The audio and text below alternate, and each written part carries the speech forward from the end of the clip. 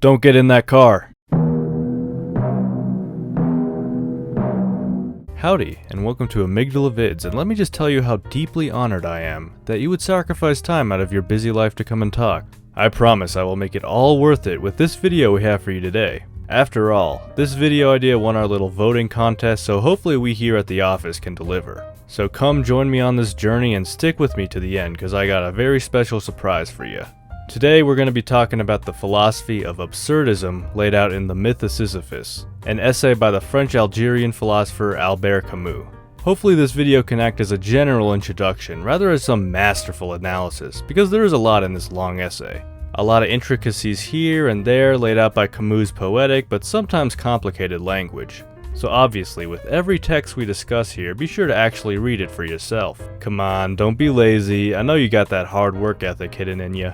Now that we got those disclaimers out of the way, let's jump right in. Thankfully, in the preface of the essay, Camus outlines his overall goal with the Myth of Sisyphus that we could refer back to if we're ever lost. The fundamental subject of the Myth of Sisyphus is this: it is legitimate and necessary to wonder whether life has a meaning.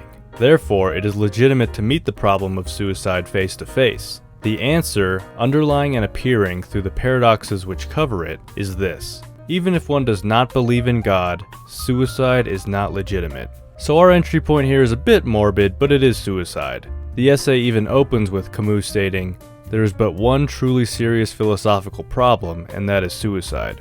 Now obviously we all know suicide is important and very tragic when it occurs. Camus refers to these other philosophical problems as games, and one can see how he's right. I mean, you can't do philosophy if you're dead.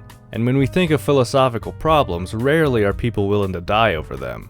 Camus cites Galileo as an example. So agree or disagree, comment below, but this is a big issue for Camus. But Amy, you might say, people commit suicide for all different types of reasons. How could you possibly acknowledge this variety and still try to make a general philosophy about it? Well, Camus actually addresses that. There are many causes for suicide. What sets off the crisis is almost always unverifiable. But if it is hard to fix the precise instant, the subtle step when the mind opted for death, it is easier to deduce from the act itself the consequences it implies. So Camus says, look, the certain specific reason for why someone killed themselves is only really known to that person. Sure, we can make plausible explanations, but they're only plausible, not certain. What is an easier approach is to instead deduce what suicide implies. To Camus, it is a confession that life is too much for you or that you do not understand it. Okay, we're getting somewhere here. We've dealt with this variety of suicidal motivations and have come to this single foundation. If you think Camus is correct in doing this, then comment below. But assuming Camus is right, we would then need to determine why such a person might think this way. And to do that, we need to talk about the absurd, that very concept which is in the name absurdism, obviously.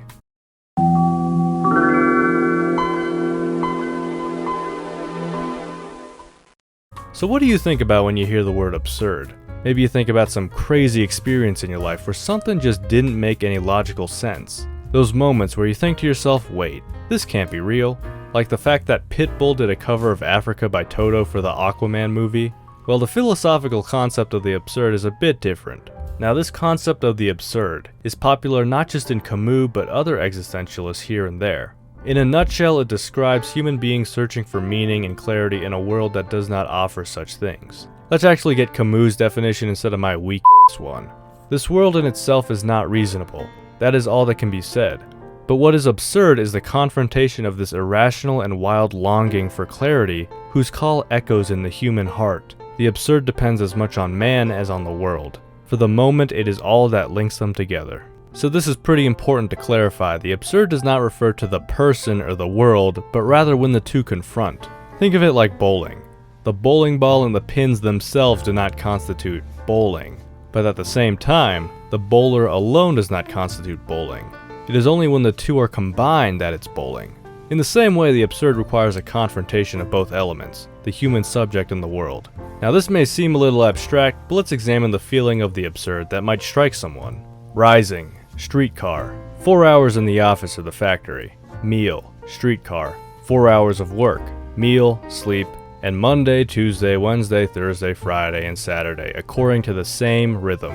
This path is easily followed most of the time, but one day the why arises, and everything begins in that weariness tinged with amazement. So that's from Camus, but let's get you, the viewer, involved in this. Let's apply this to your life. Tomorrow you're gonna wake up and go through your typical morning rituals. You know, you shower, hopefully, brush your teeth, get dressed, grab a bowl of Cheerios, realize Cheerios are terrible and grab yourself a bowl of Fruity Pebbles like an adult, and then you do something. Maybe it's work or school, or maybe it's just a lazy day off. But why is it you do all these things? Well, I gotta go to work to get money for rent and food. Why?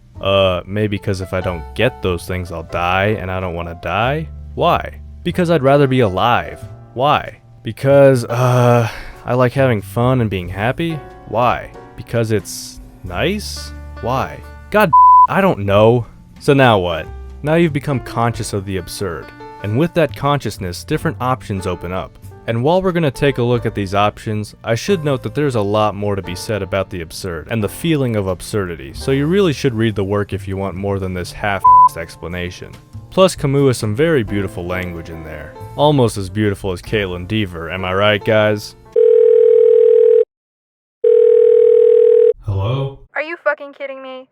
What? I was watching your video and you're out here complimenting other girls. Wait, I'm not allowed to do that. We aren't dating or anything. Hello? You took me out to Baskin Robbins. Yo, it's a Baskin Robbins. It was a low-cost meeting to see if you were cool and everything. I didn't take you to a Red Lobster or anything. Oh, so just a meeting, was it? Look, can we do this some other time? I'm looking very unprofessional here. Ha! You don't need me to make you look unprofessional, you dollar store version of— Alright, so let's just ignore that just happened. Okay, so with the absurd in mind, let's first take a look at what Camus would not recommend you do.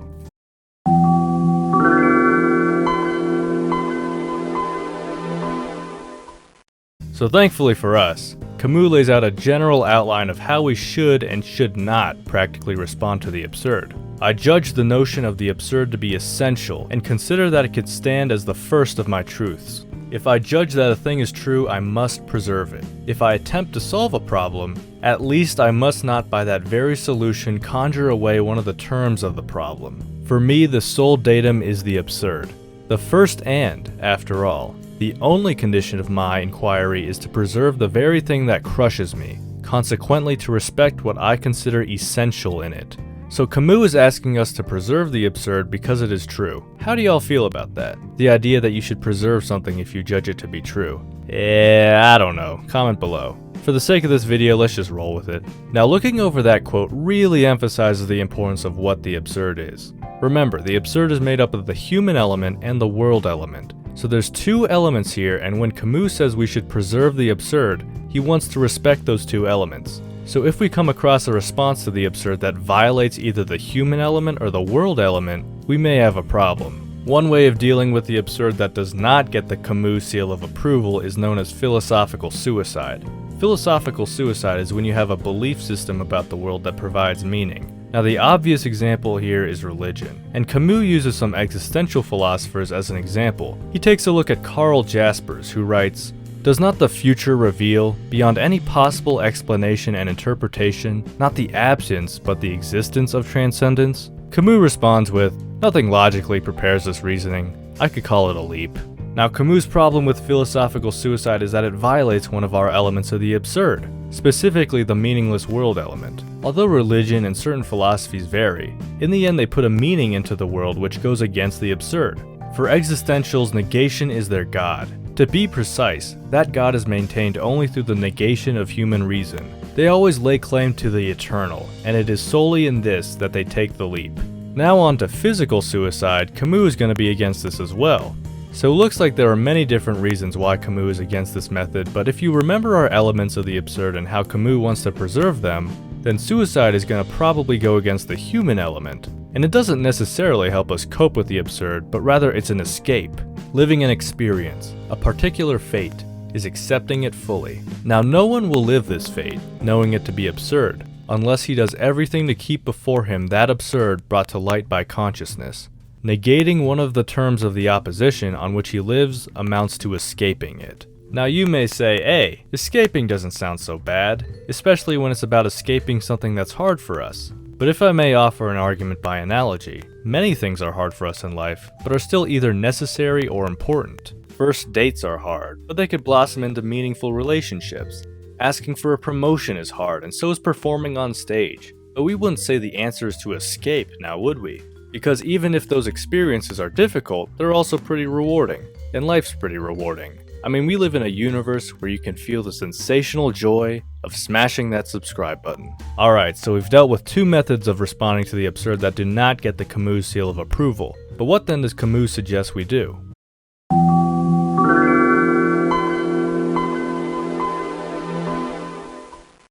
Now that we've established that we should live, instead of commit either philosophical or physical suicide, what do we do now, knowing that Camus is concerned with preserving the absurd? There are three consequences that Camus points out when one fully acknowledges the absurd. These are revolt, freedom, and passion. Living is keeping the absurd alive. Keeping it alive is above all contemplating it. Unlike Eurydice, the absurd dies only when we turn away from it. One of the only coherent philosophical positions is thus revolt.